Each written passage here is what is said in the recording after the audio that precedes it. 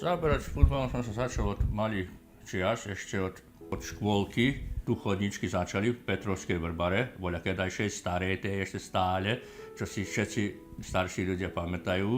Tu začalo všetko, čo trvalo, môžem povedať, do mojej nehode, kde sa v jednom čase len to zastavilo. Teraz, čo sa týka zápasov, ja som ani na futbal nechodil toľko často, ako som dožil nehodu, lebo voľa čo mi prekážalo, bol som 2 raz, 3 raz na zápase, aj to je všetko. Jednoducho nemôžem sa pomieriť s tým, že ja nemôžem viac behať. Možno teraz by som už nie po týchto rokách, ale ešte tedy, keď som dožil tú nehodu, tak som mohol